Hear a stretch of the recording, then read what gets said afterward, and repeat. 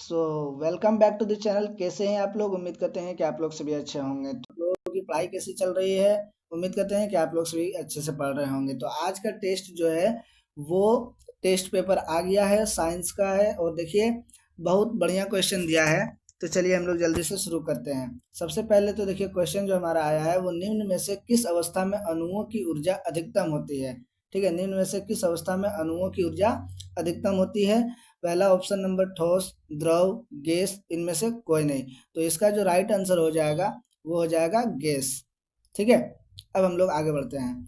कौन सा तत्व मुक्त परमाणु के रूप में पाया जाता है? कौन सा तत्व मुक्त परमाणु के रूप में पाया जाता है? तो वो हो जाएगा आपका आर्गन। ठीक है, ऑप्शन नंबर डी, आर्गन आपका सही आंसर हो जाएगा।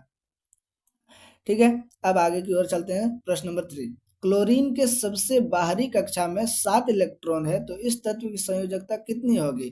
जैसे कि हम लोग जानते हैं कि सबसे बाहरी इलेक्ट्रॉन कक्षा में, सबसे बाहरी कक्षा में केवल 8 ही इलेक्ट्रॉन होता है, लेकिन यहाँ पर बोला कि बाहरी कक्षा में 7 इलेक्ट्रॉन है। तो इसका आंसर क्या होगा? संयोजकता कितना होना चाहिए? 1। ठीक है, संयोजकता मतलब कि कितना हमारा इलेक्ट्रॉन आया और कितना गया। ठीक है, अब आगे देखिए ऑप्शन नंबर 4, दो अस्थियों को आपस में जोड़ने वाले उत्तक को क्या कहते हैं? दो अस्थियों को यानी कि दो हड्डियों को आपस में जोड़ने वाले उत्तक को क्या कहते हैं?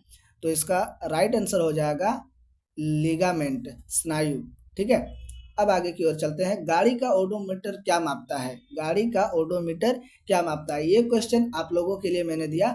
ठीक है, इस क्वेश्चन का जवाब आप लोग दीजिएगा। गाड़ी का ओडोमीटर, जो गाड़ी है वो क्या मापता है? ठीक है, गाड़ी का ओडोमीटर क्या मापता है? इसको आंसर आप लोग कमेंट में जरूर बताइए। चलिए नंबर 6, एक वस्तु ए ए का द्रव्यमान 15 केजी है। एक वस्तु ए का द्रव्यमान 15 केजी है, दूसरे वस्तु बी का द्रव्यमान 25 केजी है। किस वस्तु का जड़त्व अधिक होगा? जैसे कि हम लोग जानते हैं कि जिसका द्रव्यमान ज्यादा उसका जड़त्व ज्यादा, सीधा सीधी बात। ठीक है, तो यहाँ पे देखिए बी का जो है वो 25 केजी, इट मीन्स बी का द्रव्यमान, बी का जड़त्व ज्यादा होगा। ठीक है, अब 7वां नंबर क्वेश्चन, चंद्रमा पर भार पृथ्वी पर के भार का कितना गुना होता है? ठीक है, चंद्रमा पर भार पृथ्वी पर के भार का कितना गुना होता है? तो इसका जो आपका राइट आंसर हो जाएगा वो होगा 1/6। ठीक है, यदि चंद्रमा पर 60 केजी है, नहीं, भारत पर अगर पृथ्वी पर अगर 60 केजी है तो चंद्रमा पर 10 केजी हो जाएगा। ठीक है, अब देखिए प्रश्न नंबर 8, कार्य का एसआई मात्रक क्या है? SI unit of work is क्या है? कार्य का एसआई मात्रक तो आप लोग जानते होंगे, कार्य का एसआई मात्रक क्या होगा? जूल। ठीक है, कार्य का एसआई मात्रक जूल। ठीक है, अब चलिए आगे की ओर बढ़ते हैं। निम्न में से किस माध्यम में ध्वनि का संचरण नहीं हो सकता? किस माध्यम में? हम लोग जानते हैं कि ध्वनि का संचरण माध्यम के द्वारा होता है, तो बोलता है किस माध्यम में? तो वो होगा निर्वात माध्यम में। ठीक है, निर्वात माध्यम में ध्वनि का संचरण नहीं हो सकता।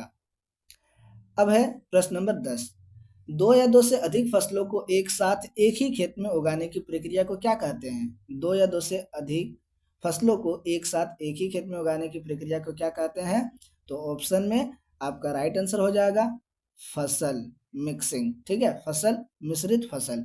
ठीक है, मिश्रित फसल। अब देखिए क्वेश्चन नंबर 11 है, हम लोग क्वेश्चन नंबर 12 तक ही करेंगे। ठीक है, कोशिका का कौन सा अंगक बिजली घर कहलाता है? कोशिका का कौन सा अंगक बिजली घर कहलाता है? तो हम लोग जानते हैं कोशिका का बिजली घर किसको बोलेंगे? तो वो हो जाएगा माइटोकॉन्ड्रिया। ठीक है, कोशिका का कौन सा अंग बिजली घर कहलाता है? तो माइटोकॉन्ड्रिया कोशिका का बिजली घर कहलाता है। फिर क्वेश्चन नंबर 12 में तापमान का अंतर्राष्ट्रीय मात्रक क्या है? तो तापमान का अंतर्राष्ट्रीय मात्रक केल्विन है। ठीक है, अभी मैं 13, 14, 15 का आपको क्वेश्चन दिखा दे रहा हूँ, बाकी बात आप इसको किताब से देख लीजिएगा। ठीक है, 13 नंबर में, यदि चंद्रमा पृथ्वी को आकर्षित करती है तो पृथ्वी चंद्रमा की ओर गति क्यों करती है? ठीक है, क्योंकि मेरे क्यों नहीं करती है। ठीक है, अब देखिए 14 नंबर, निम्नलिखित पदार्थों के मोलर द्रव्यमान का परिकलन कीजिए। कुछ पदार्थ दिए गए हैं, इसका मोलर द्रव्यमान निकालना है। ठीक है, प्रोकैरियोटिक कोशिका और यूकैरियोटिक कोशिका में किस प्रकार भिन्न है, इसको आप निकालना है।